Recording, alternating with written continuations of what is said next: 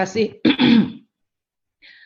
Teman-teman wartawan, hari ini saya diminta Bapak Presiden untuk menyampaikan keputusan Bapak Presiden mengenai gaji ke-13 untuk tahun 2020.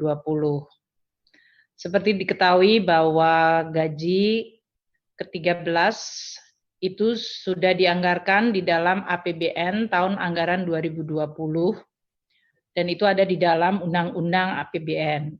Namun pelaksanaan Undang-Undang APBN 2020 memang mengalami banyak sekali perubahan diakibatkan karena terjadinya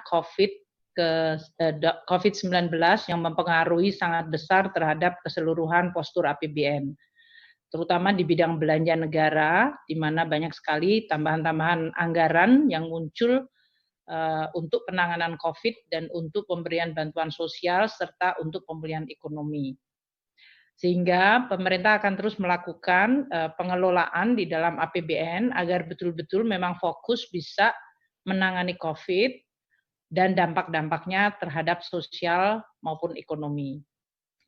Nah, untuk gaji ke-13, kita mempertimbangkan bahwa pada kuartal ketiga ini, yaitu sesudah terjadinya COVID dan kemudian dideklarasikan sebagai pandemik dan kemudian langkah-langkah PSBB yang dilakukan di berbagai daerah membuat keseluruhan perekonomian kita dan kegiatan-kegiatan baik dari sisi permintaan, konsumsi masyarakat, konsumsi dari ekspansi investasi dari perusahaan semuanya mengalami tekanan yang sangat dalam.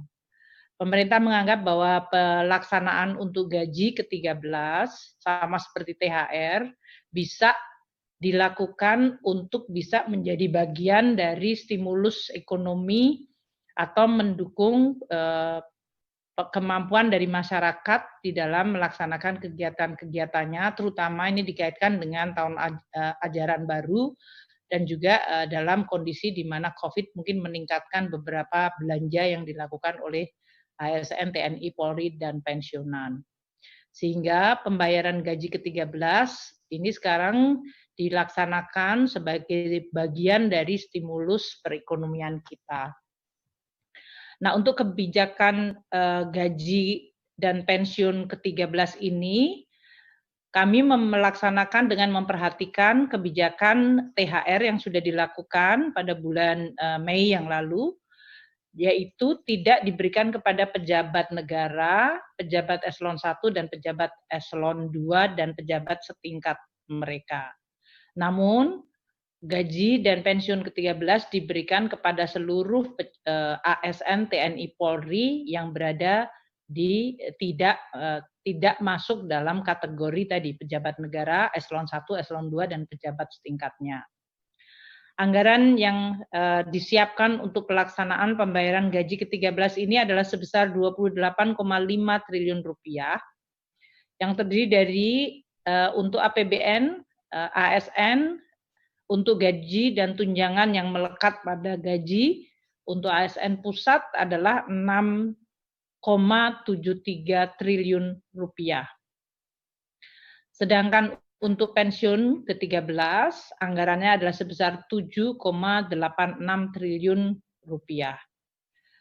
Untuk pembayaran ASN daerah melalui APBD adalah sebesar 13,89 triliun rupiah.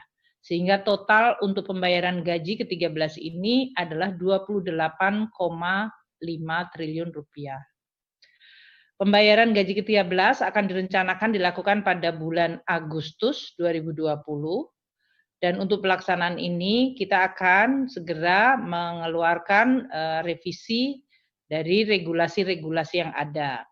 Pemberian gaji ke-13 adalah didasarkan pada Peraturan Pemerintah Nomor 35 2019 tentang perubahan ketiga atas PP 19 tahun 2006 tentang pemberian gaji, pensiun, dan tunjangan ke-13 untuk pegawai negeri sipil, prajurit, dan tunjangan prajurit TNI dan anggota Polri serta pejabat negara dan penerima pensiun atau tunjangan.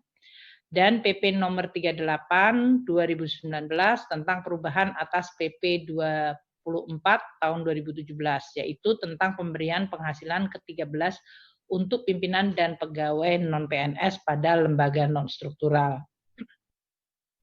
Oleh karena itu, pelaksanaan kebijakan gaji ke-13 2020 akan dilakukan dengan melakukan pengubahan pada kedua PP tersebut, diakibatkan karena tadi yang menerima untuk tunjangan gaji ke-13 adalah mereka yang di bawah level pejabat negara eselon 1, eselon 2, dan pejabat yang setingkatnya.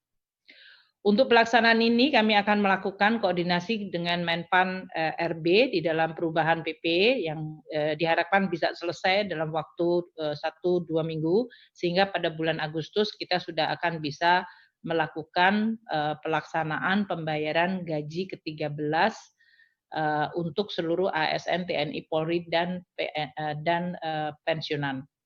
Mungkin itu yang bisa saya sampaikan untuk teman-teman wartawan yang sejak beberapa saat terakhir selalu menanyakan mengenai masalah gaji ke-13. Nanti di dalam pelaksanaannya tentu kita akan terus memonitor, terutama tadi peraturan perundang-undangan, yaitu perubahan PP 35 dan PP 38 untuk bisa disegerakan.